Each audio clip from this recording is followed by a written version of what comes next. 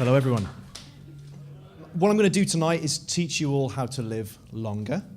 I gave this talk over in Cardiff about 10 months ago.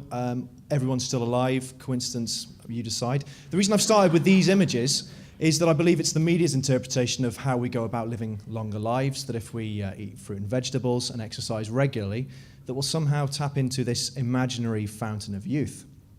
I'm here today to tell you that simply isn't the case. I've got a few very quick, easy tips that you can follow that will help you live longer. What I will say, though, is that if you put these tips into action, you will live longer, but you leave yourself open to a lot more age-related health issues. So if you please bear that in mind, we can proceed with the rest of the presentation. A survey went out recently to the oldest people in the UK, and in that survey there were a number of questions. The most important question was how they've lived as long as they have. And believe it or not, 9 out of 10 people came back and said they used Ed Barnett's top tips for instant live longerness. And they are: 1, eat the right things or avoid eating the wrong things. Number 2, don't be stupid. And number 3, adhering to Ed Barnett's must-avoid list.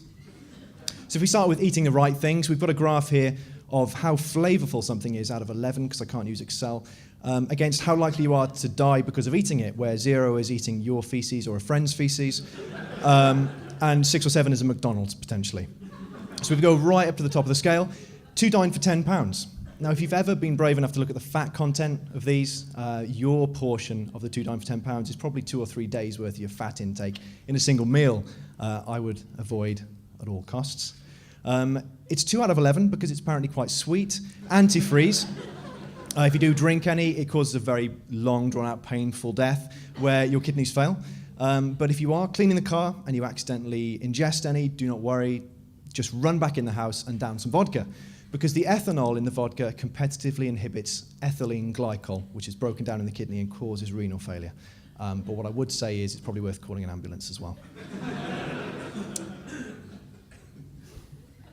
Okay, so we're in the middle of the scale here when it comes to flavour. 4 out of 11 is kind of not particularly exciting, but this is the sort of stuff we can eat to live longer. We've seen some panic buying this year. Petrol and stamps. I wouldn't be surprised if you find a shortage of petrol and porridge after this. Okay, it's a scientific fact that thick people die young. You can't afford to be stupid unless you're the President of the United States of America. Here's a few common scenarios that I'd suggest avoiding if you want to live longer. So, who here has been at a conference where you see someone inquisitively biting down on their pen across the way from you? Yeah. Bear in mind before you join them that about 100 people die each year from choking on ballpoint pens.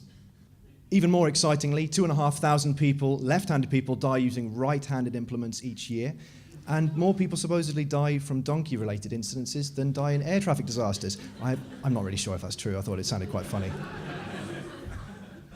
Okay.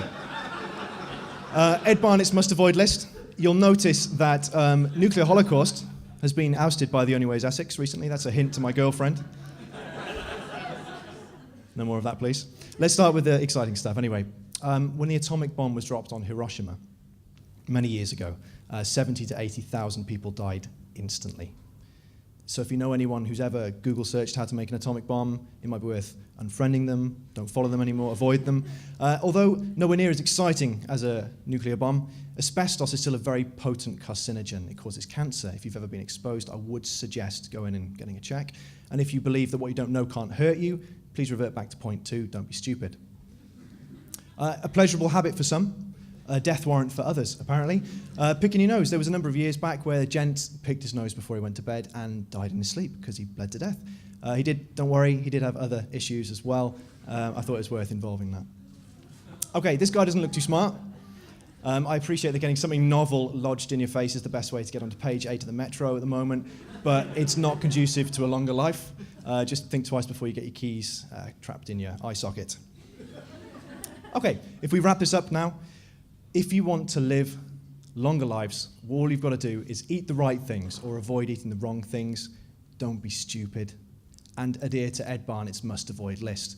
Now, just a final note, I'm actually raising some money for charity. There are a lot of charities that are very close to my heart. So what I'd urge you to do is to log in and donate some money to that charity, because what it will mean is that I can continue to live my life. Thank you very much.